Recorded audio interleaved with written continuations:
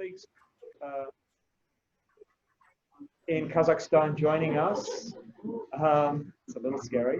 From Nazarbayev University in Nur-Sultan and from Narxoz University in Astana. So thanks to Katie Curiel and Amanda Murphy for making this work. If you want to know more about either of those schools, they're both among the leading universities in Kazakhstan, and I know we've got some first-year undergraduates at Narxoz who are calling in for this as part of their introduction to Kazakh society and history, part of their required courses. So it's my great pleasure tonight to welcome our guest from the University of Maryland, Sarah Cameron, author of a multiple award-winning book that came out last year, The Hungry Steppe, about famine, violence, and the making of Soviet Kazakhstan. This book, basically, we were just joking about it, it swept the ACES Awards last year, the Association for Slavic, Eurasian, and East European Studies, winning multiple prizes there. And it's a book that, in my understanding at least, it's one of those books that the people involved have been waiting for this book eagerly in Kazakhstan because it tells this part of history that hasn't really been investigated and isn't as well known as the Ukrainian famine, also from the 1930s, that is much more widely written about. So Sarah's book has based on a lot of archival research in Kazakhstan, has really changed the historical landscape and understanding of this event. We decided to do without the standard academic introduction, so I will not go through everything, but one of the great things about this visit for me was that Sarah was willing to come to my Introduction to Global Studies class and be a test subject for oral history for students for whom I've assigned an oral history assignment, which some of you here are participating in, for which thank you. And one of the things I didn't know before is that Sarah got interested in the region as a Peace Corps volunteer in Russia, in the far east of Russia. And she was sharing with these students today that experience of only being able to be in email contact home once a month because she had to take a bus 2 hours to get to an internet connection in order to be able to be in contact. There was a phone, but the phone was very expensive and was surveilled, and so it was a sort of striking contrast, I think, to where we are now, where here we are speaking on. Sarah's here in Tempe speaking to us, but we have colleagues in Kazakhstan able to follow this lecture, and we hope participate in the Q&A that will follow via the Zoom link. So Sarah's going to speak for about 45 minutes, and then we'll be happy to take questions. So without further ado, thank you. You're welcome.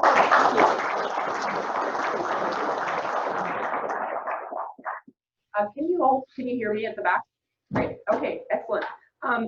Before I begin, I'd like to thank Keith for the invitation and the entire staff of the Millennium Center, David, Irina, for all the wonderful hospitality and generosity that they've shown me during my visit here. I'm so impressed by the energy that I've seen. It's really been wonderful. So thank you so much.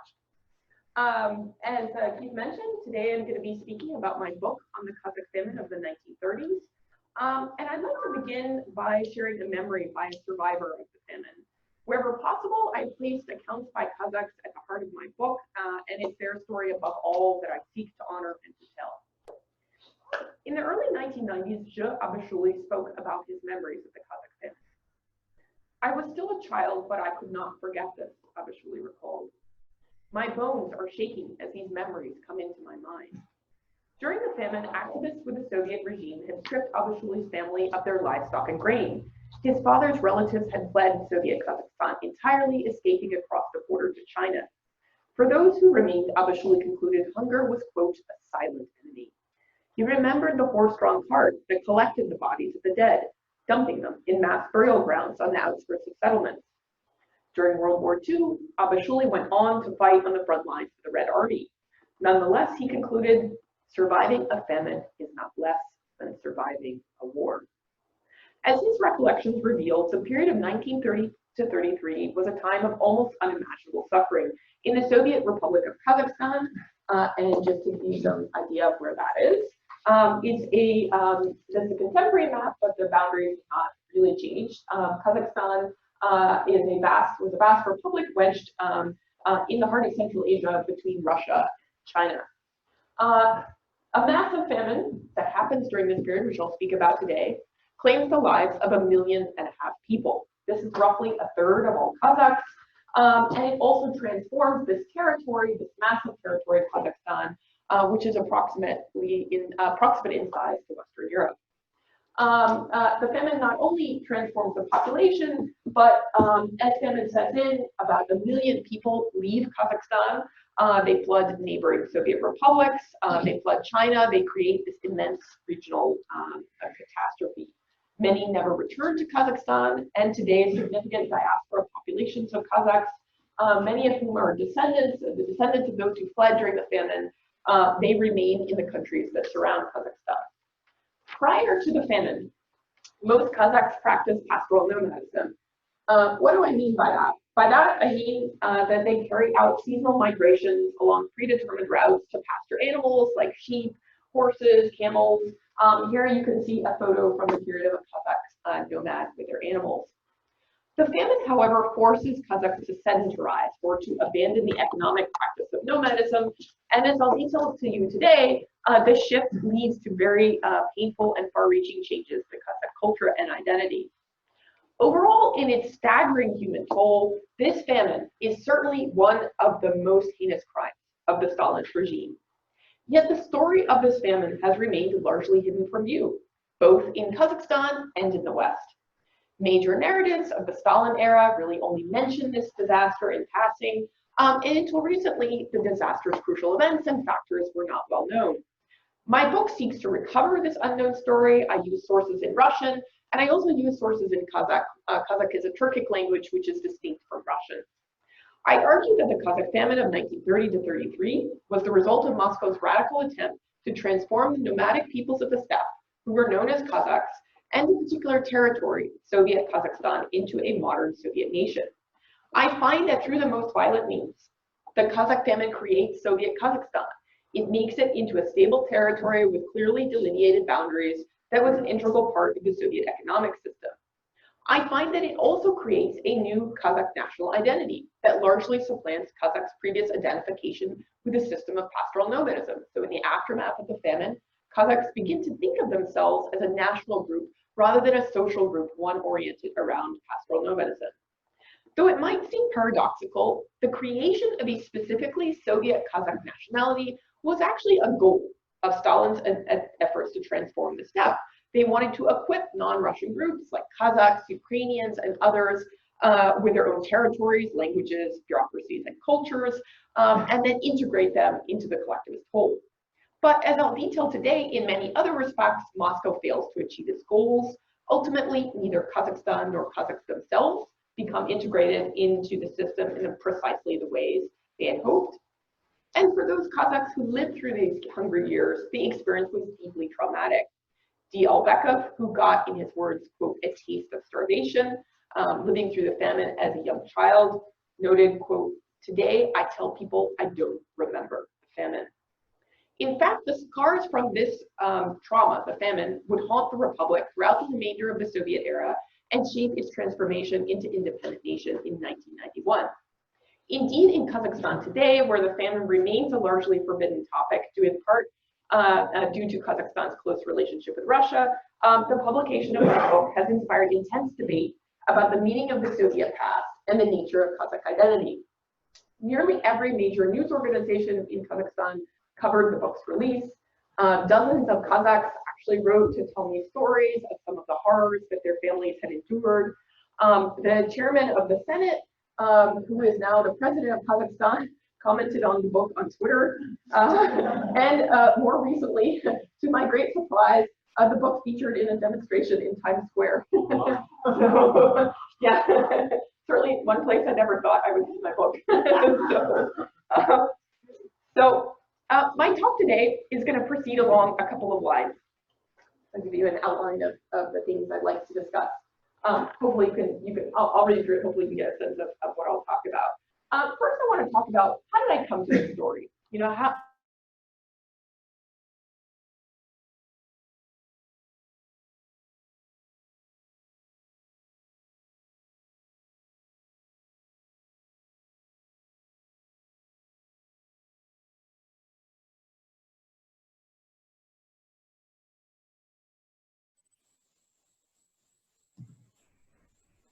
Sorry, your video is muted. Your audio.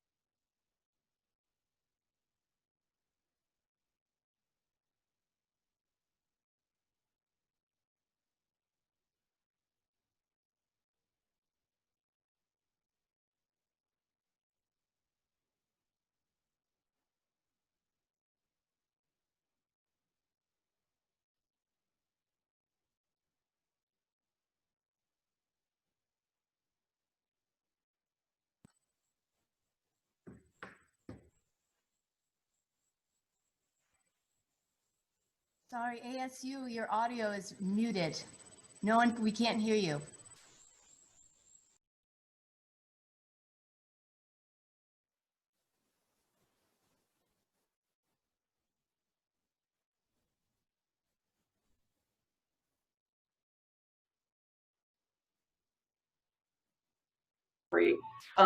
To be told in the West. Over the years, I've had I've had time to think about why this story has been marginalized in the West, and I think I've come to a couple of answers. First, I think in the West, the marginalization of the Kazakh story illustrates how we're still struggling to incorporate the Soviet East into our understanding of Soviet history. I'll give you one example of this. If you walk into a bookstore, you're looking for something on Stalin, on Soviet history, where do you go? You go to the European history section. But of course, the Soviet Union is not just a European power. If you look at a map, it's an Asian one too. A large portion of the Soviet Union was in Asia.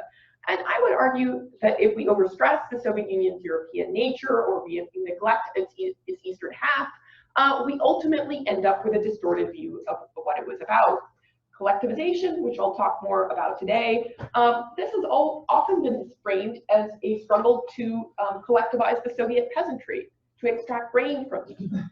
But if we turn to the Soviet Union's eastern half, places like Kazakhstan, we see that it was also a struggle to transition mobile peoples like nomads and to transform them into producing meat for the market, so to sedentarize them and to use their animals and to make them into meat packing combines and slaughterhouses and so on. The major trigger for this famine is collectivization. Collectivization was part of Joseph Stalin's radical scheme to help the Soviet Union industrialize, to boost agricultural production, and to catch up to the capitalist West. And at the same time that famine happens in Kazakhstan here, it also happens in other parts of the Soviet Union. It happens in pockets of Russia, and it happens most notably in Ukraine, where many people die. A long-running and polemical debate has focused on the question of the Ukrainian famine. And it's focused on the question of whether Stalin used the Ukrainian famine to punish Ukrainians as an ethnic group. And in the West, due in part to the efforts of a very active Ukrainian diaspora, the story of the Soviet collectivization famine, this broader story, has come to focus largely on Ukrainians. So a second reason for the marginalization of the Kazakh story, this question of why we don't hear about it in the West, might be the long-running debate over the Ukrainian famine. With this very heated debate, it's come sometimes to seem as if famine only happened in Ukraine, but this is, of course, not an accurate depiction of the story. We know, of course, that many Russian peasants, some pockets of Russia, they died. And actually, it's Kazakhs who have, of any group during this time period, they have the highest levels of famine mortality, about a third of them perish. Third and finally, I think the fact that Kazakhs were nomads is a really important part of why this story has been neglected. Most nomadic societies, of course, are oral rather than literary societies. They tend to leave fewer traces in the written record. It's a lot more challenging to uncover their stories. The sources that we do have about nomads are often filled with stereotypes, assumptions that they're backward, and so on. And this is in part why I have worked so hard in my book to incorporate sources that were not produced by the party or state. I tried to incorporate things like memoirs, published oral histories, and so on, and tried as much as I could to narrate the story through the voices of Kazakhs themselves. And I think more broadly, if we look historically, we can find that we've actually been very quick to dismiss violence committed against mobile groups. We rationalize it as part of a process necessary to civilize them. In the US, we need only look to our ongoing struggles to recognize the scale of the crimes committed against Native Americans for examples of this pattern. So when the Kazakh famine is mentioned in the scholarly literature, it's often referred to as a miscalculation by Stalin, a tragedy, a misunderstanding of cultures. But such depictions, I argue, actually downplay how violent this disaster was and seem to stress or imply that the Kazakh famine originates from natural causes. But as I try to bring out in my book, and I'll talk more about today, pastoral nomadism was not a backwards way of life. It was a highly sophisticated and adaptive system, and we can't attribute the famine itself to a simple miscalculation by Stalin. In fact, Moscow receives a lot of warnings about the perils of settling the Kazakh nomads, and their efforts to transform the steppe clearly anticipate the cultural destruction of Kazakh society. So turning to the second part of my talk, what was Kazakhstan as a place and a society like, and how did these local conditions lead to famine? The Soviet Republic of Kazakhstan, which was created in 1924 from disparate parts, is a very big place. In fact, in his class today, I was asked, why was Kazakhstan so big? This is a very interesting question, but it's still the 9th biggest country in the world. It's really quite huge. It has a very sharp continental climate, hot summers, cold winters, and it's very arid and prone to drought. And as you can see from this climate map, a lot of the Kazakh steppe is classified, you can see the yellow areas, a lot of it is classified as semi-desert and desert, so it has more fertile zones in the north and also in the southeast. So pastoral nomadism, this way of life that Kazakhs practice, it is an adaptation to the very specific environmental conditions of this landscape, namely the scarcity of good pasture land and also the scarcity of water. And it had been actually the predominant way of life in this region for over 4 millennia. And I'll give you again just some more images of what this actually looks like. I always like to show this picture because it has baby camels in it. These are from Soviet ethnographic expeditions to the Kazakh steppe in the 1920s. And I show you these pictures because you get a sense of a couple of things. You can see these are yurts, these are Kazakhs' portable dwellings, which are made from animal skins. You get from these pictures a sense of how important animal products are to Kazakhs' everyday way of life. This is again another photo from an ethnographic expedition. These photographs that I'll show you next actually come from the Museum of Natural History in New York. And you also get a sense, I think, from these photos of the isolation of the landscape.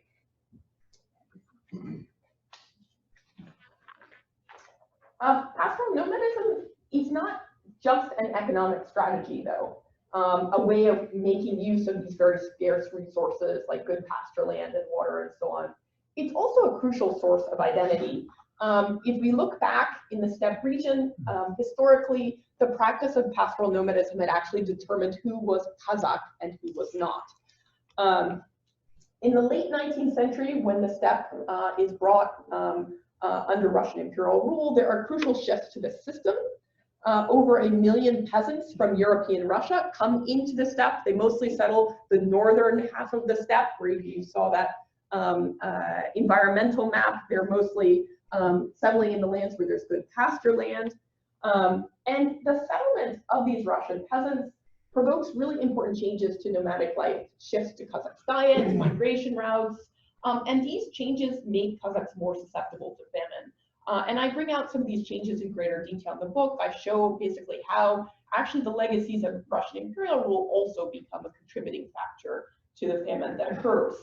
Crucially, the settlement of these peasants, the arrival of these peasants, doesn't erase nomadic life, but Kazakhs learn to adapt their practice of peasant settlement to practice of pastoral nomadism to the challenges of peasant settlement. And on the eve of Soviet rule, it's really nomadism, rather as opposed to being part of a national group, that remains the defining feature of Kazakh identity. So turning to the third part of my talk, how did the Soviet regime come to implement these policies and why? In the initial years of Soviet rule, the period 1921 to 28, or the new economic policy, Moscow initially takes a very contradictory approach to ruling the republic. Some programs actually support pastoral nomadism, other programs undermine it. And more generally, party experts and bureaucrats really struggled to understand what sort of approach they should take. So here we have two famous figures, obviously, Karl Marx, and Lenin. And when party experts looked at the Kazakh steppe, this was a place that did not have clear parallels in the categories that they brought with them from Russia or from Europe. So if we take Karl Marx right here, Karl Marx originally predicts that socialist revolution is going to occur amongst workers. He takes England as his case. Lenin, then, who you can see here, radically modifies some of Marx's ideas, and he predicts that socialist-style revolution might occur amongst peasants, right, in a place like Russia.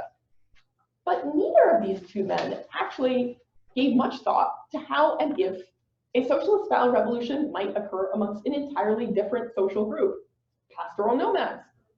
So now, as the party begins to look at Kazakhstan, they begin to ponder a series of questions. Did nomads actually have classes in the same way that settled societies did? And if so, how did these classes function? Economically, could nomads be fed through the Marxist-Leninist timeline of history and be transformed into productive factory workers? Indeed, to some, the seeming absurdity of bringing socialist-style revolution to this republic dotted with nomads led one prominent Kazakh cadre, Sultan Bakhtiyarov, who you can see here, to circulate a joke: "You can't get to socialism by camel." And actually, I take his comment as the title of one of the chapters of my book. I ask, can you get to socialism by camel? Because this was a question that they were pondering in this period in the 1920s. You know, was nomadism backwards, or was it in fact a modern way of life, something compatible with socialist-style modernity? You know, given Moscow's plans to make Kazakhs into a coherent Soviet nationality, was nomadism something that should be retained as they sought to transform Kazakhs into a national group, or should it be eliminated? Entangled, of course, with all of these questions was the issue of the republic's environment. You know, they thought very deeply about some of these issues, right? The fact that parts of the steppe did not receive a lot of rainfall, that this rainfall was also very volatile from year to year.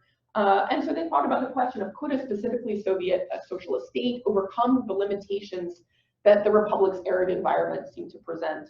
You know, so should nomadism be eliminated, or rather was it basically the only way to make use of these very arid parts of the republic.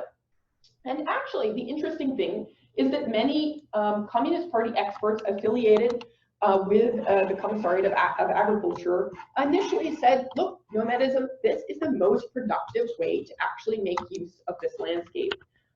Some even warned specifically against the dangers of settling the Kazakh nomads. In kind of an eerie prediction of the famine, one Communist Party expert, Sergei Shvetsov, actually almost predicts, as you can see from this quote, he really almost predicts basically what is going to happen.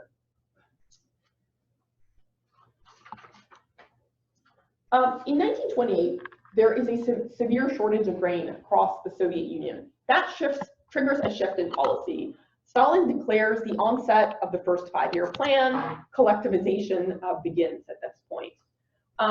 Aspects of Kazakh's practice of pastoral nomadism, including its distance from markets, its tendency for frequent fluctuations in animal numbers, begin to bring this way of life into clear tension with the programs for industrialization that are circulating during this period. Those who had supported keeping nomadism in some fashion, like Shvetsov, they're denounced at this point. A separate group of experts basically begin to belittle the idea that the steppes arid environment would place limits on human activity. They argue that if you settle the Kazakhs, that's going to free up lots of land, these lands could then be turned over into grain cultivation. Here you can get a sense of what, this is actually an image that I take for the cover of my book, because I always think it's so interesting to see camels hooked up to plows.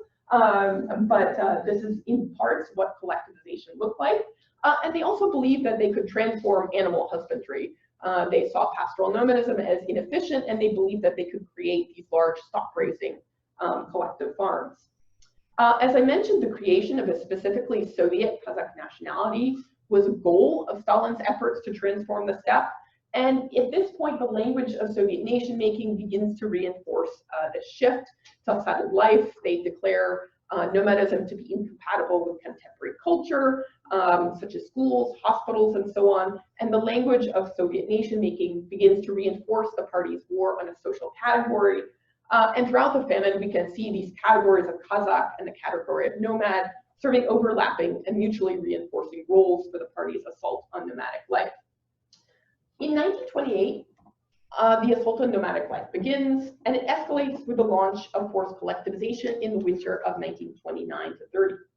The assault is led in Kazakhstan by Kazakhstan's leader and party secretary, Philippe Goloshokin, you can see here. Goloshokin is an interesting character.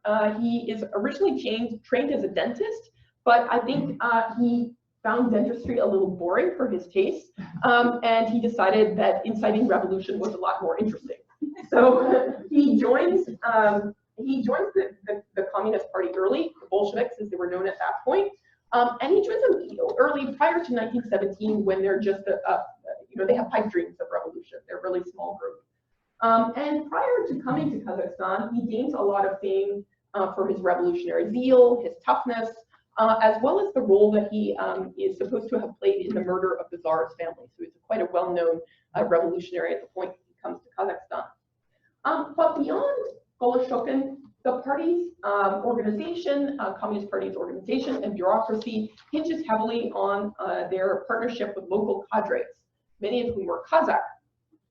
You can see one very prominent Kazakh cadre here, Smagul Sadbakasov, who serves as Kazakhstan's Commissar of Enlightenment. And in fact, the creation of a network of Kazakh cadres was part of their efforts to form Kazakhs into a national group. And in a strategy purposely designed to shatter old allegiances and sow violent conflict, Moscow actually empowers Kazakhs to make some of the most crucial choices in this campaign. The collectivization campaign, they're given the task of, for instance, in local communities, figuring out who would be considered an exploiter, how much grain to confiscate from them, and so on.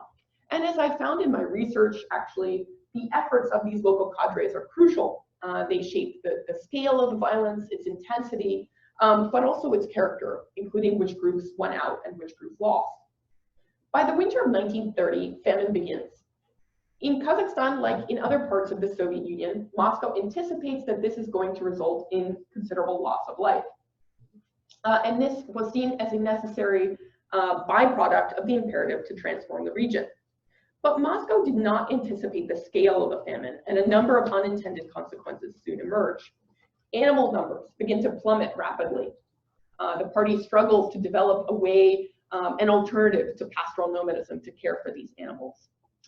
By 1931, the predictions of many experts like Shvetsov, who I showed you, about the challenges of instituting settled agriculture in this region come to pass. There's a severe drought in the steppe, and that worsens the effects of collectivization, deepening Kazakhs' descent into hunger. Popular revolts, which become some of the Soviet Union's largest, they envelop parts of the steppe. And as the situation inside Kazakhstan gets increasingly desperate, many nomads enter into flight.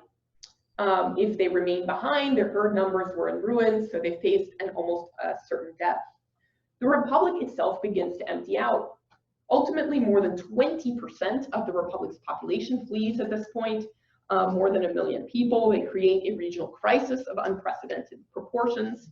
And I'll show you a few photos. As you might imagine, it is very difficult to find photos of this famine. This was not something that the regime wanted to be known. But there are a few surviving photos of the famine. Here you can see refugees on the move. My estimation is this photo and the next photo that I'll show you. These are probably first wave Kazakh refugees. You can see that they actually have some warm clothing, and they look better dressed, because as the famine wears on, people become so desperate that, you know, they're selling things, they're boiling up their clothing for something to eat, trying to soak the leather, trying to get some sort of nutritional value out of it. The party at this point intensifies its assault on nomadic life. They declare fantastical plans to settle the Kazakhs even more quickly than before. Moscow closes the republic's borders, and they shoot at this point thousands of Kazakhs who are trying to flee across the border to China, which you can see there. In a strategy that was explicitly modeled upon something that was used against starving Ukrainians, several regions of Kazakhstan are blacklisted. That essentially entraps Kazakhs in zones of death where no food could be found.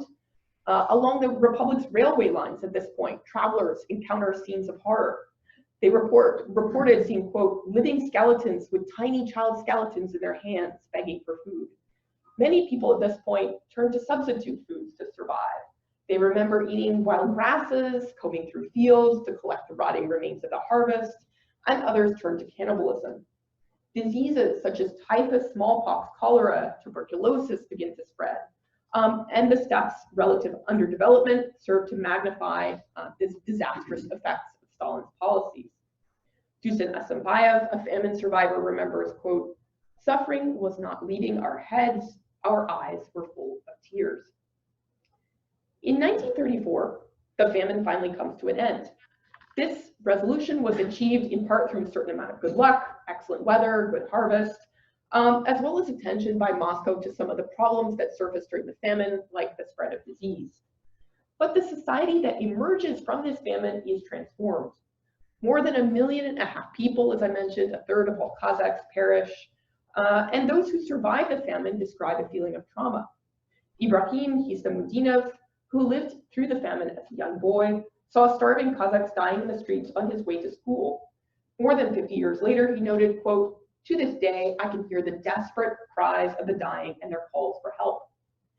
And in important ways, the famine precipitates and enables a far-reaching demographic transformation of the republic during the Soviet era. After the famine, Moscow builds an enormous forced labor camp on Kazakhs' former pasture lands. During World War II, the republic becomes one of the major dumping grounds for exiled peoples. More than 1 million deportees arrive. Ultimately, Kazakhs become a minority in their own republic. They do not constitute more than 50% of the population, again, in Kazakhstan until after the Soviet collapse.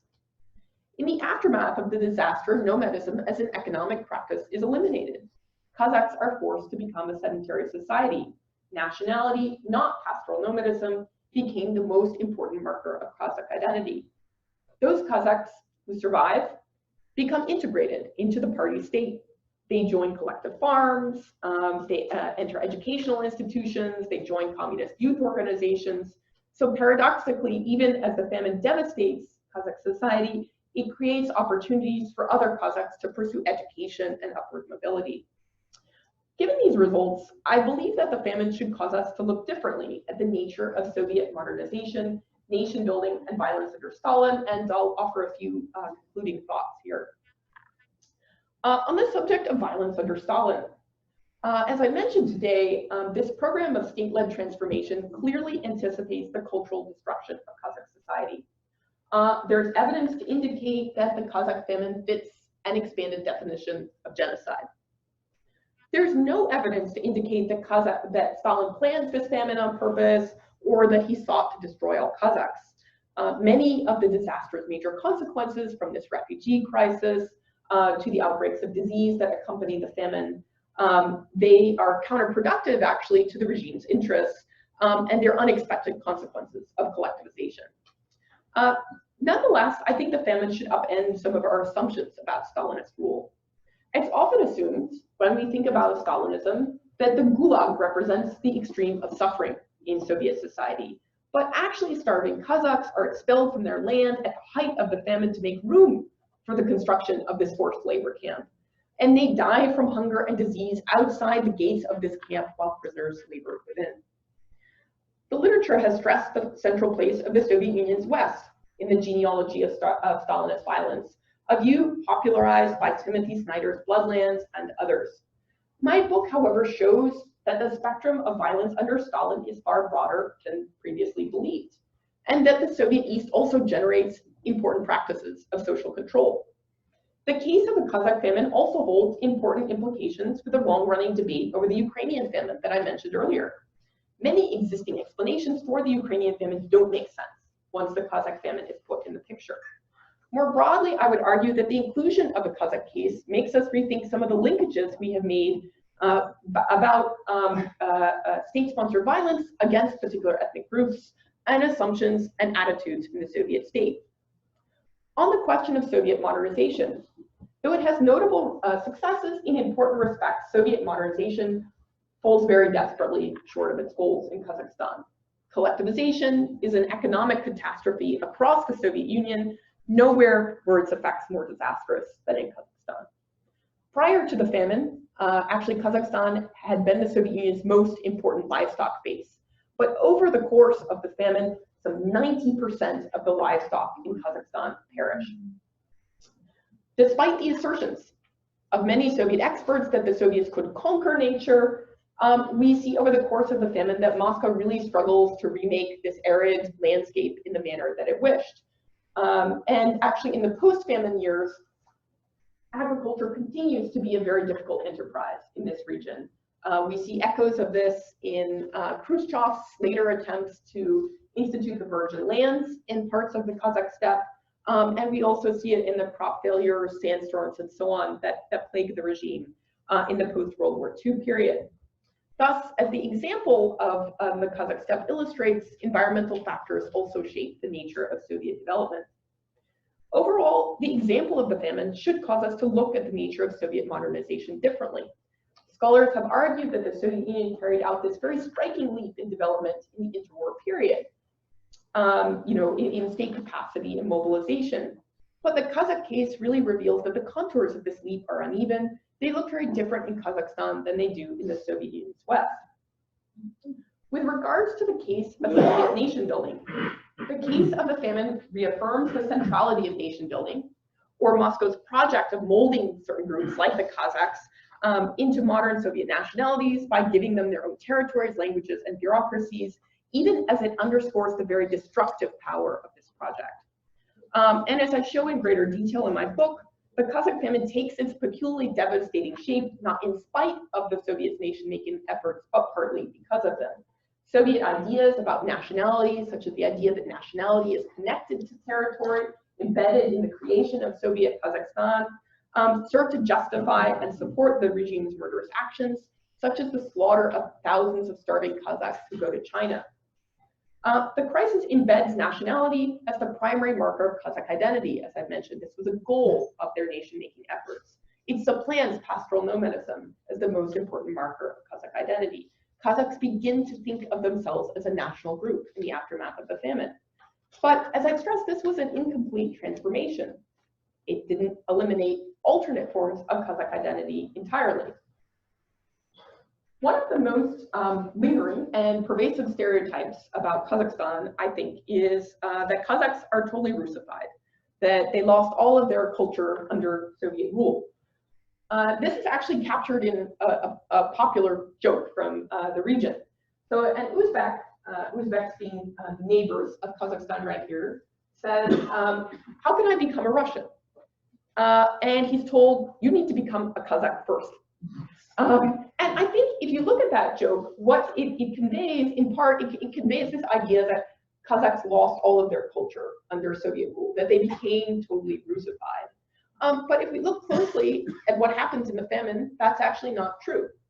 Kazakhs' allegiances, for instance, to various clans, they were transformed by the famine. They are divorced from their origins in the system of pastoral nomadism. They continue to exert an important influence on Kazakh life in the post-famine years. And in Kazakhstan today, actually, I would argue that nomadism has not disappeared. Rather, it has been refashioned into kind of a usable past, an element that Kazakhstan's leaders use in the service of their nation-building project. And I'll just close and give you one example from that. In the 1960s, Soviet archaeologists found the remains of a Scythian warrior in a burial mound in Kazakhstan. Scythians, of course, were the first nomadic empire in the steppe. They ruled the steppe for the first millennium in BCE. And in Kazakhstan today, that guy this warrior is known as the Golden Man for his gold-plated dress. He has become actually an important state symbol. You can see him, actually this is from the Kazakh embassy in Washington, D.C. If you pass by it, you can find a replica of the Golden Man outside. But they have resurrected that part of the nomadic past, but more generally, the Kazakhstani government remains reluctant to address the issue of the famine. The famine remains largely a forbidden topic, a phenomenon that is due in part to Kazakhstan's close relationship with Russia, Kazakh's own investigation into their famine, which simultaneously creates this new Kazakh identity, even as it devastates Kazakh society and transforms Kazakh culture, remains an unfinished project. Thank you.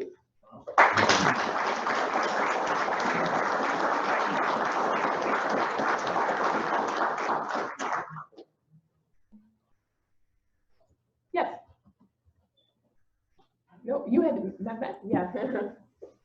Thank you for your great talk. I indeed read your dissertation 4 or 5 years ago with great interest.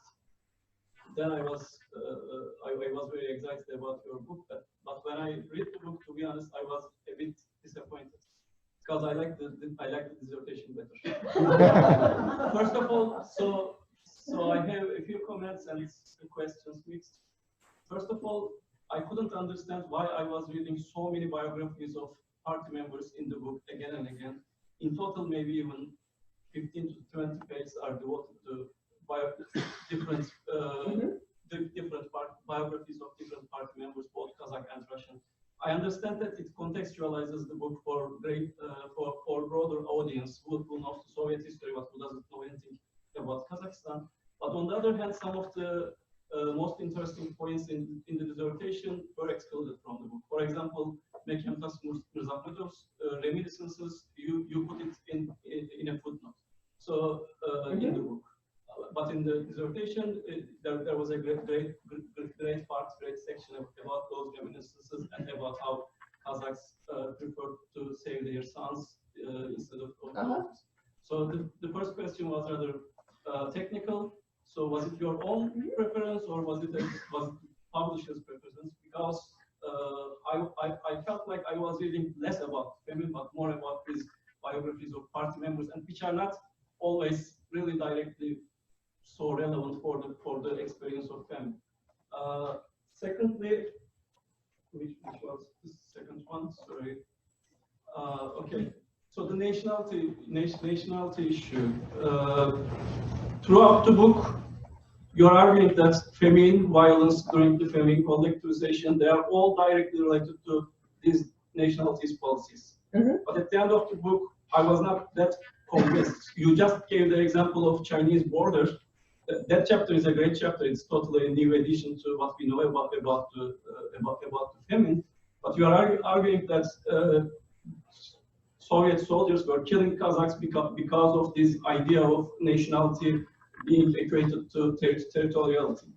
But after having read the book, I got the sense that it was more about practical reasons. They were killing them because Kazakhs were escaping. They were trying to stop this wave of refugees. And thirdly, I would like to ask you.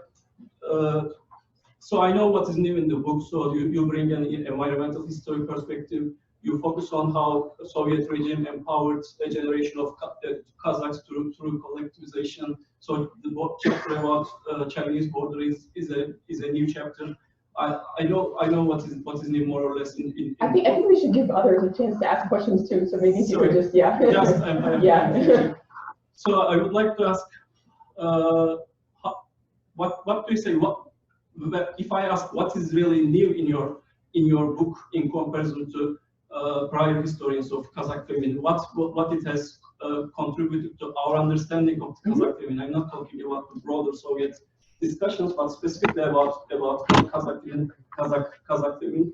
What would you say? What is really new? Yeah. So I think I could probably spend the next hour and a half answering all your questions, but I will, because I'm sure many people have questions, I will try to keep it short, and I'd be happy to talk with you further after if you'd like. So I will take your last question first because it's an important one. What is new about the book? You're right to say a number of Kazakh historians have written about this topic. There was a very narrow window, in fact, when they could write about it. This was the period after 1991. There were a number of really important studies published, and in fact, I benefited greatly from their work because it sent out a kind of narrative of events. There have been a few Western scholars who've worked on the topic, a German scholar, French scholar, and Italian scholar, and I think you can see from what I've outlined today, this is a huge topic. It deserves many books, So I would say that what is new in what I have tried to do? So I have tried to, I'm of the Western scholars who work on the topic, I'm the only one who's integrated Kazakh sources, which, as I think you know from your own work, is really, really important. And so that's something I have tried to do. I think the other thing a couple other contributions I feel like I've tried to make. One is environmental history, to bring out the ways that environment was really important to the shaping of the story. I think the ways that in the past people have looked at collectivization in the Soviet context, and they thought, either Stalin did it or it was the weather, and I've tried to show actually that's a very false dichotomy. That in fact they knew full well a lot of the environmental risks that they were undertaking. And I spent a lot of time in the book actually detailing some of the environmental profile of the steppe. And I think the particular lens that I take, that of Soviet modernization, Soviet nation building, is distinct. None of the other scholars are using this. So you asked about this anecdote. One of the anecdotes I would often hear when I researched this topic was that actually during the famine, I hear this a lot from Kazakhs whose families had lived through the famine, was that that actually women fared worse in the famine than did men, because families were often confronted with a terrible choice, of having not enough resources to feed their children.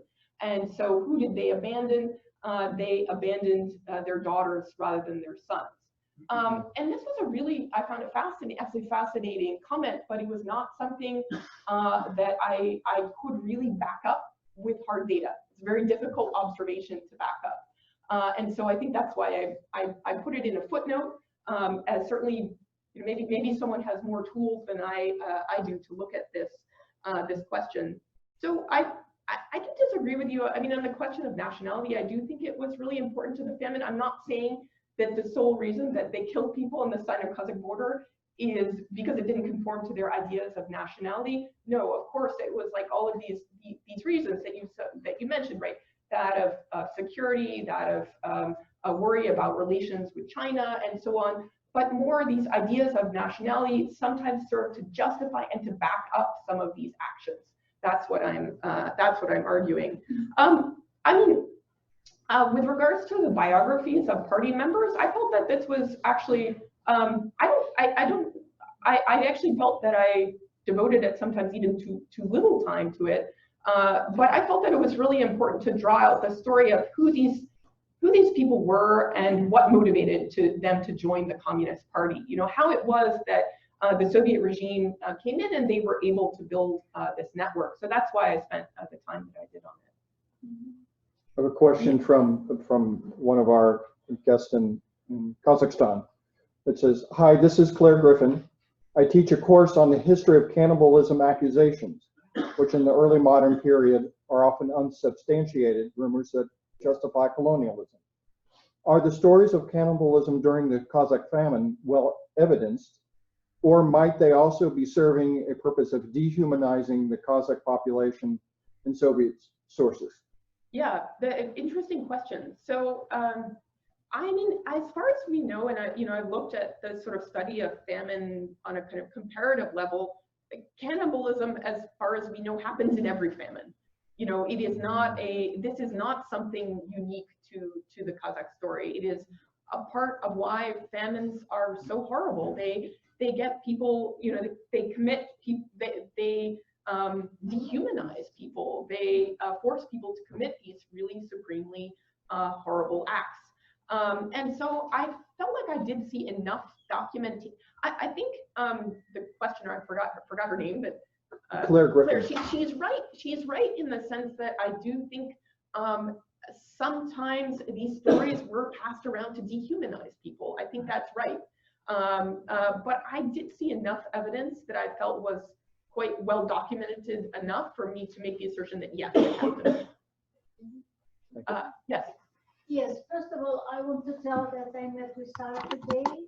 I originally am from Kazakhstan. My name is Saule Moldabekova, and I was very glad to find out that her book would be published in Kazakhstan in Russian and Kazakh languages. It seems to me that it would be very helpful for professors teaching history of Kazakhstan, including the issues of genocide, the issues of collectivization, which started in Kazakhstan in 1927, and Stalinist regime as well. And I know that a lot of people in Kazakhstan know about famine in 1930s, but not so many people know about earlier famines in 1920. What do you think about that, Sarah? So yeah, so Saule is referring to the fact that, in fact, actually, it's true. This was not the first famine to hit the steppe. There was a famine during the Civil War. There were two distinct famines that happened during the Civil War. So one happens, let me flip back to this map. Right here we have the Soviet boundaries of the region, but the Civil War famine happened in what at the time was known as Turkestan, the region around here. And then there's a separate famine that afflicts the Volga region up here. So one of the key differences between the Civil War famine and the famine of the 1930s really afflicts Kazakhstan all over, whereas the Civil War famine is very concentrated around these regions. And another difference with the Civil War famine is it was happening in the midst of the Civil War, right? Collectivization was not going on. So in that sense, it had a very different character. The losses were not to the extent of what happened during collectivization. Nonetheless, even the sort of basic estimates that we have are quite severe. You know, it's a couple 100,000 people that perish. And in general, the Civil War famine has not been very well researched, I would say. You know, I cannot point you actually to a really good study on the topic, but certainly one of the effects of the Civil War famine is you know, that say Kazakhs' livestock levels actually decrease, that Kazakhs themselves, as a result of this, probably become more likely to be affected by the policy of collectivization. Famine, the possibility of another big famine becomes more likely. Yeah. I have a question about regarding your point that the famine really transformed these clan and tribal identities. It's, as I'm sure you know, that's a big debate or was a big debate in political science about the extent to which clans are still active in politics. And I was wondering if you could talk a little bit about how your study gives us leverage on understanding how these clan and tribal identities were transformed in the Soviet period. Yeah, so I mean, they were transformed in that they lose some of the economic, you know, they're divorced. A clan is both it's an economic tie, because clans were ways of distributing risk amongst pastoral nomads, right? That they would have, you know, if you had a terrible season, you could turn to another kin member who might loan you livestock and so on. But it was also an important source of identity. So one of the things that happens is they lose this economic function. They become, previously kin members had lived close to each other, but after the famine, one of the effects of the famine is this enormous regional mixing that happens. And then, you know, even in later decades, one of the interesting things, one of the ways you can see clan functioning is that Kazakhs still, one of the sort of features or the ways clans were used is that they were used to adjudicate marriage practices. So you couldn't marry a kin member within 7 generations. So you still see, for instance, collective farm members, a lot of collective farm members were composed of the same clan, and then they would take a marriage partner from another clan, from another collective farm, i.e. another clan. So they can still continue to adjudicate marriage practices. I'm not sure if I can give you any more information than that, because I haven't done their research on later decades. And I think there's probably still a lot more research to be done on that question. Yeah.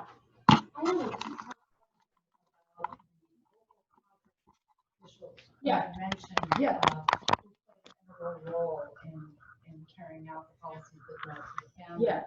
So the first part is whether you have any testimonies by them, or any testimonies by Soviet officials about maybe them having questioned their loyalty to communism after having engaged in these acts among a group that they felt ethnically and linguistically close to. And the second part of my question is whether there were comparable local Ukrainian officials who were involved in the policies in Ukraine that led to the Ukrainian famine. And I'm asking this because I don't know if there were. I'm not a specialist on the Ukrainian famine.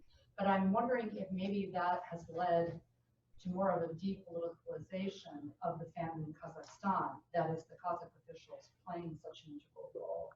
And if in the Ukrainian case, you did not have Ukrainian officials who were cooperating, ethnically Ukrainian officials, that it has helped lead more to politicalization. I.e., is that in the Kazakh case, is this a troubling part of the famine that the Kazakhs don't want to open up the case, not just because of their relations with Russia, but because of their own involvement? Yeah. So I think your question opens up, I think, this issue of comparison, which is really an important one, the comparison of the Kazakh and Ukrainian famine. And frankly, I don't feel like I'm done with that comparison yet. That, you know, obviously, clearly in this book, and clearly given what I've told you, that I have had the feeling, and it is true, that the Ukrainian story has overshadowed the Kazakh one. I didn't want to make the whole book about what does this tell us about Ukraine. In fact, actually, I've been surprised so far that no one has asked me that. That is usually the second question that I get asked, is what does this tell us about the Ukrainian famine? But I think it's a long-term project of mine, maybe, to write an article on comparing the Kazakh and Ukrainian famines, because I cannot tell you the answer to this question. I think actually the question of local involvement in the Ukrainian famine, there has really not been researched, in part for political reasons. And so I cannot, I'm also actually very curious about that question. Do we see the same level of, you know, local involvement in the Ukrainian case as we do in the Kazakh one?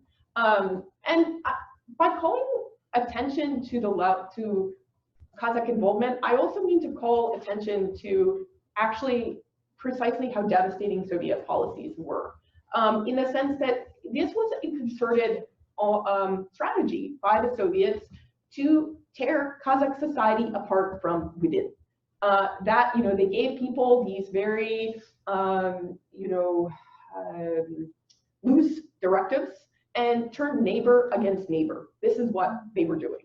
And I think it's precisely actually by looking at that we see actually how devastating and destructive this policy really was.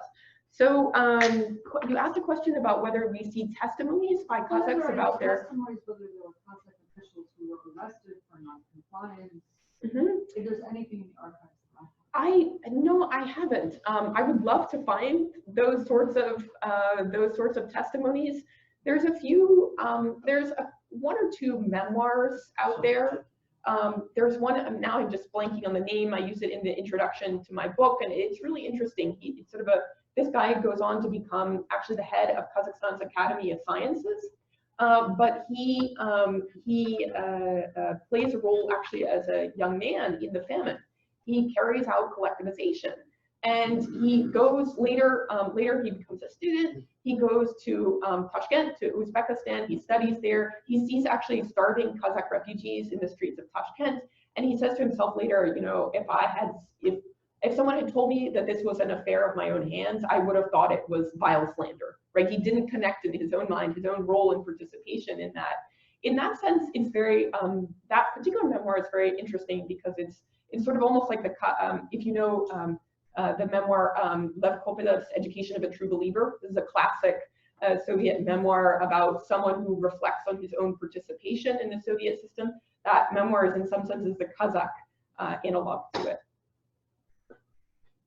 I'm going to need to unmute. We have some questions and comments from Narxoz University there in Kazakhstan. Yeah. So let me. Hi everyone. Do you hear me? Do you hear me? Yes. Go, please. Hi everyone. Thank you for this opportunity. For me personally, it's also quite an important topic. Part of my family came here to Kazakhstan from Ukraine. So really, it's a peculiar story. But my question is a little bit broader. Isn't it a time for us to discuss the atrocities of Soviet regime in the whole? I mean that not only Ukraine and Kazakhstan suffered from this. The same cultural disaster happened in the North Caucasian region. And I can argue that Russian people got their cultural and economic way of life destroyed during Soviet times. This collective approach of Moscow as well destroyed so-called Obshchina of Russian peasants. And the peasantry was up to 80% of Russian Empire. So is it a time for us to make a broader context and to make a broader maybe research or a book? Thank you. Yeah, sure. I mean, you're absolutely right to point out. So the famine happens in Ukraine. It also happens in the North Caucasus, right around near Ukraine, in the Kuban region. This is an area that also had a large number of Ukrainians. And as you point out, it happens in pockets of the Russian countryside. In fact, we actually don't have many good studies on famine in Russia. And I think you're absolutely right that we need to do more comparison, and we need to think about on a broader level how, I don't think that Moscow thought of these famines in isolation from one another. If you're thinking about the regime, food supply throughout the region was a problem, right? You didn't think it just about the food supply in Ukraine, but you thought about how the food supply in Ukraine might affect your supply for other regions and so on. So I do think you're right that we need to put it into a broader picture and a broader comparative perspective. Go ahead. The last three questions were kind of parts of my questions. So what do you think that, well, actually the first part I guess I'll say is this: do you know of any other famines like this in steppe regions, either in like Western China or Mongolia or something like that, especially like during like Maoism or something in China after communism took over, or like during communist rule in Mongolia, similar scenarios of collectivization, policies like that. And the second part of that would be, do you know if there's any like difference, or if there was lessons that were learned from Kazakhstan, like if it happened afterwards? Yep. Thank you. Excellent question. Also a very difficult one to answer, actually. In regards to other famines in steppe regions, actually, if we look at this map of Soviet Central Asia, there are other regions of Central Asia that had nomadic peoples. So Turkmenistan and Kyrgyzstan, there were also majority nomadic populations. And actually, one of the big puzzles is, why didn't we get famine there as well?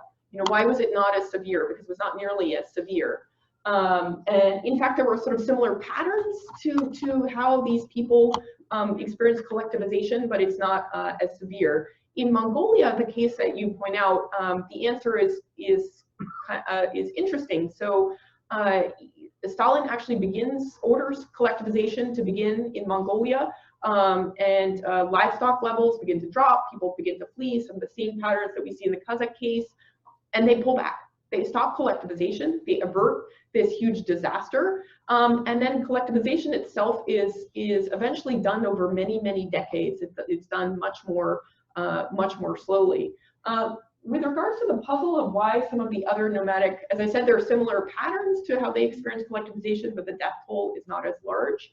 I think it's something that we're still working out. We don't really have good studies of collectivization in these regions, but in part, I think it has to do with the fact that some of these other regions were more oriented on cotton production, whereas Kazakhstan they tried to make it oriented towards as a food supply region, a supply region for the rest of Moscow. I mean, it's really interesting. So collectivization in Kyrgyzstan is pursued. Kazakhstan was part of the very first wave of collectivization, and then Kyrgyzstan was sort of part of the second wave. It follows a year or so later. And you can actually see, with regards to your question about lessons learned, you can actually see in some of the archival things I've seen, you know, the party secretary in Kyrgyzstan saying, please don't implement the same policies, or we're going to have a repeat of the same Kazakh example. So it's really interesting that he's referring to that as a way to lessen the policy. So certainly there does seem to be some cognizance on the part of some Communist Party members that we don't want to repeat this here. Yeah. Yeah, you said you saw this as genocide.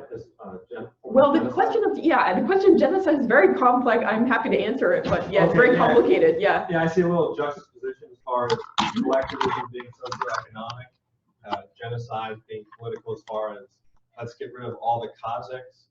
In your opinion, is it basically this is more of the economic nature, or is it of the political, basically Moscow or Stalin saying, okay, let's shape the economy, or let's get rid of a nation of people? Okay, yeah, so the question of whether it's a genocide depends upon the definition that you're using.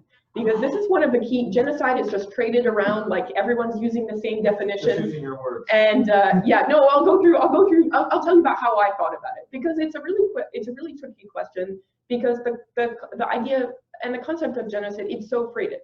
It is something, you know, genocide is, in most people's minds, it's just the crime of crime. And if you don't declare it a genocide, you're not saying it's horrible enough, right?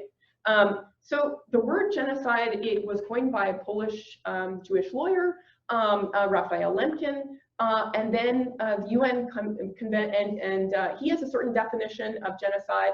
Then it's taken by the UN and it's hammered into another meaning, and that is the legal definition of genocide. The legal definition of genocide is problematic in many ways.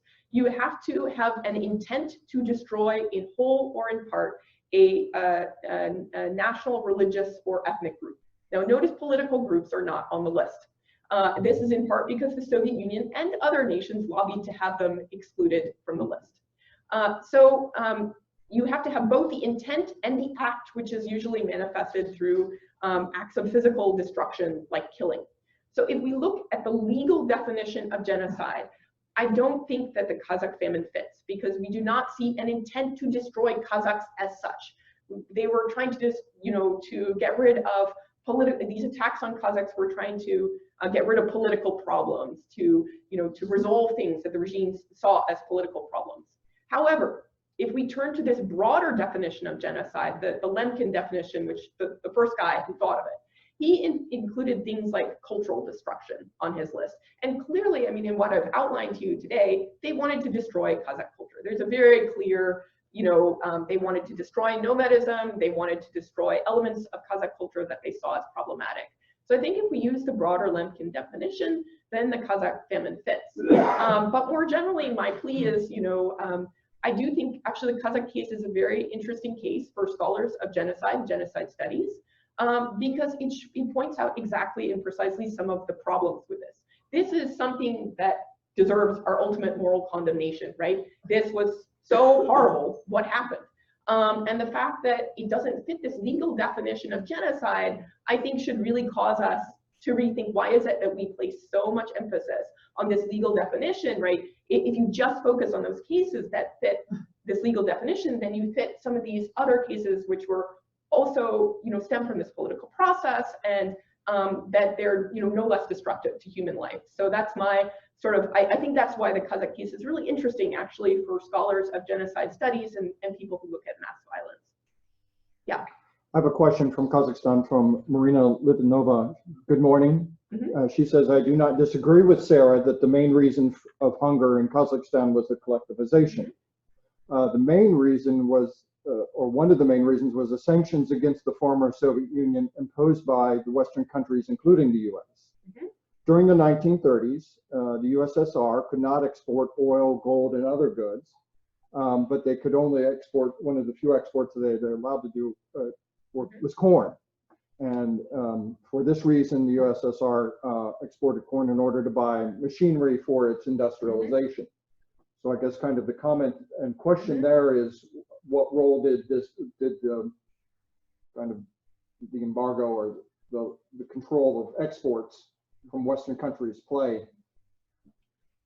So actually, the thing that they were, so as part of they needed to collectivize the countryside for a couple of reasons. They needed to get extra grain to feed workers in cities who were supposed to industrialize the Soviet Union. And they needed, as the questioner was saying, they needed grain to sell abroad. And actually it was wheat, not corn. Corn is actually a Khrushchev project. He gets really involved in planting. He actually goes to the US, he sees that they plant corn. He thinks that corn is going to be this miracle crop for the Soviets, and it ends up not at all. But that's another story. So they're actually, most of what they were trying to export is wheat. Yes, sure. In fact, I mean, they were limited in what they could get hard currency for.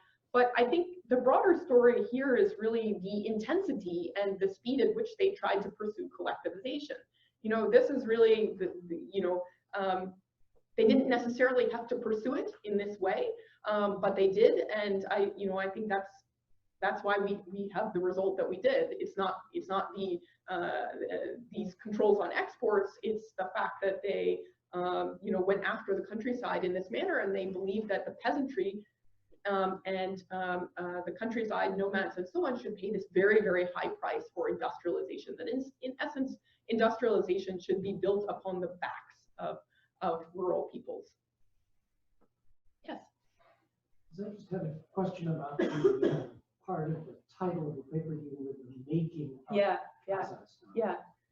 Because in one sense, you could argue the opposite way. That this is the unmaking of national delimitation, the Soviets' national delimitation policy, that these were policies that were unraveling and atomizing local Kazakh population. And in some sense, your interesting comment where you alluded to the restoration or the renewal of certain kinds of nomadic pastoral patterns suggests that maybe in fact that is kind of a reaction to what was taking place. So is this really the making of Kazakhstan?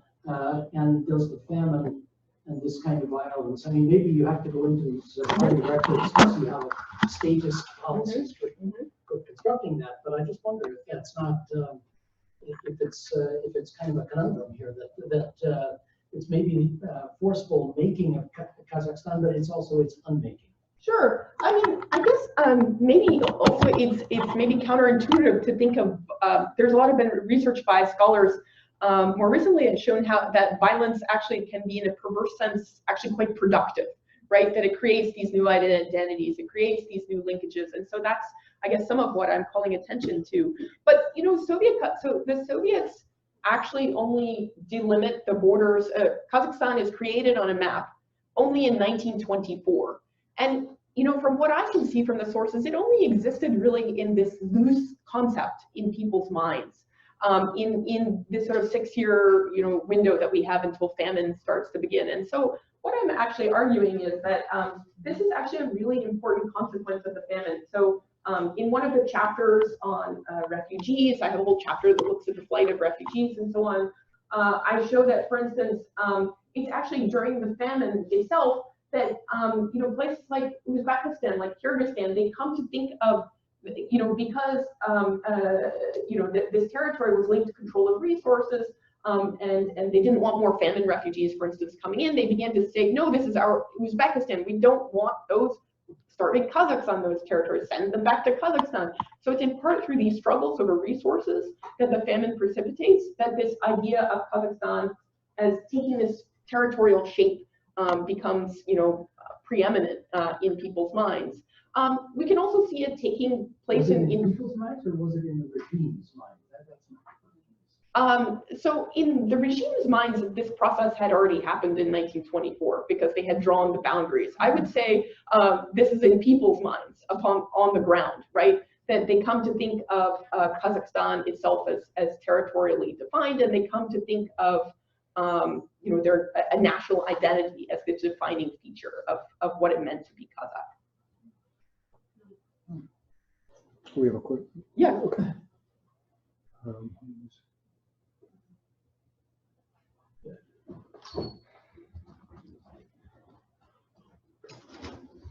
I just unmuted them. Please go ahead. Sorry. Research. I have not any questions, but I want to share my own opinion, because I am still one of the descendants of Kazakhs that had to move abroad because of that horrific famine. For example, my great-father's name was Nazarbayev, and he with his younger brother, the Red Army, the first 1931 arrested and exiled to Siberia, at the modern east north part Russia, we know. Then started step by step. They take away all of the cattle. Then during the 3 years from the 31 to 33, they the Red Army as a tax provide a wool. They don't have any wool to give the government, the Soviet army. All of the people, they have not anything to eating, and for example, in my great-grandfathers lived in the southeast part of Kazakhstan at the border to China. So they have not eating anything. So one of the days, the people is diet one of again, and the day of day. Then my great mother take away the children and move it to China.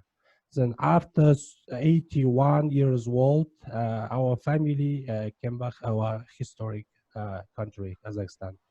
So it is very horrific story, and I would like to thank you for this great research work.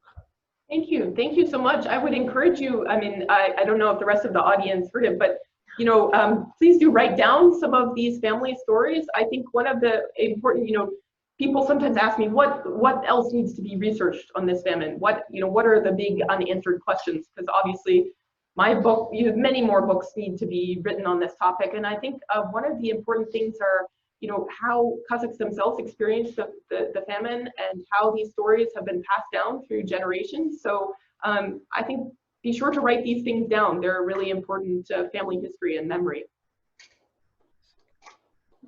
I'm going to take the last question. I'm curious about the protest in New York that you showed us. Yeah. So can you just first sort of fill us in on who they were protesting to? And was this is this a kind of historical justice or a particular grievance argument? And then the second would be, especially for students in the audience here and in Kazakhstan, as a historian, what lessons do you take for your next project from the way that this one has been mobilized? Oh, you mean used by people in the region? Yeah. Yeah, that's a really interesting question. Okay, so who they were, this is a Kazakh diaspora group based at NYU, as far as I understand, and they sent me this video, and I was really stunned.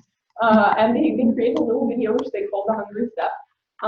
And they are protesting here on May 31st, which in Kazakhstan is traditionally is known as the Day of the Victims of Political Repression, and many have come to include the famine victims as well under that.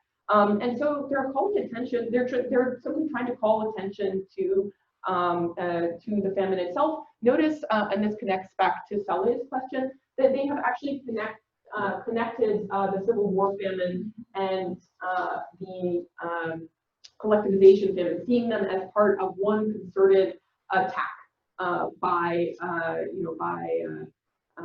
the Soviet regime. I would argue that these two famines actually have quite different. They have different causes, and of course, this famine that was happened as part of the Civil War. But nonetheless, this is a way that some Kazakhs and Kazakh scholars have begun to have come to frame the famine.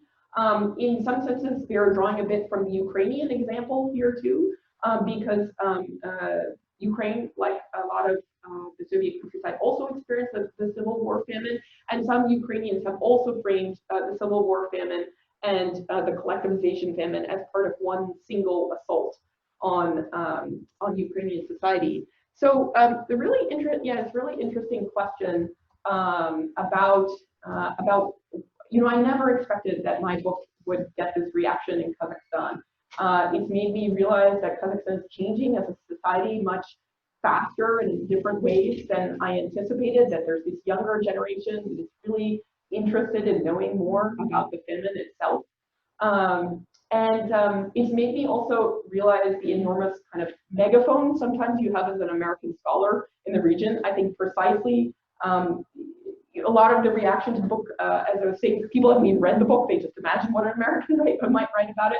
But it's also made me realize some of the enormous responsibility that you have as when you have that megaphone, which many of us do as Americans, the enormous responsibility that you have to be accurate in the story that you tell and to tell it responsibly. And I think also one of the challenges, of course, in telling any story like this is it's such a powerful story, is also not to be kind of intellectually swayed, not to be caught up in it. And that's again where you have to try to be intellectually honest. You have to I have often been sometimes quite worried in telling the story. How would it go over?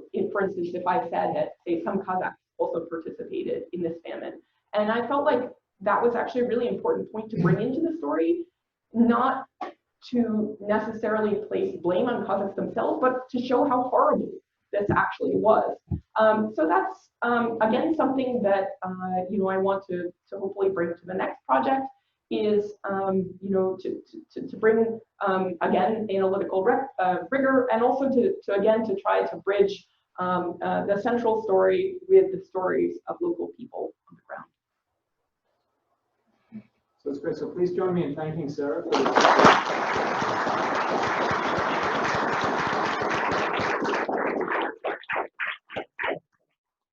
and thank you to our guests in Kazakhstan for such great questions. I'm afraid you won't be able to join us for other events this semester, but for those of you here, please pick up an events flyer on your way out. There's a couple of extra events that we are doing. Milton Manchevsky, the Macedonian filmmaker, will be here in early April, hopefully to screen his latest film Willow with us and talk about it. And then also one of the members of Pussy Riot, who are playing in Phoenix in April, will be coming on, to campus to talk about democratic activism in contemporary Russia. That's co-sponsored by Barrett, the Honors College. Our own Laurie Stoff will be mediating that conversation, and you'll be able to get more on both of those events on the FEED website. So thanks again for coming. Please say hello to someone you haven't met before you head out, and there may be some rounds left outside. So thank you.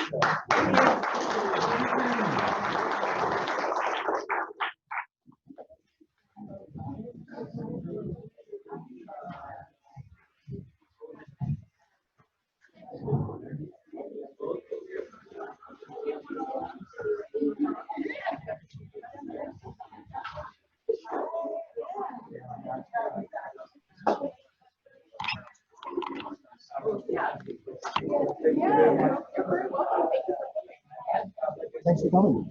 Very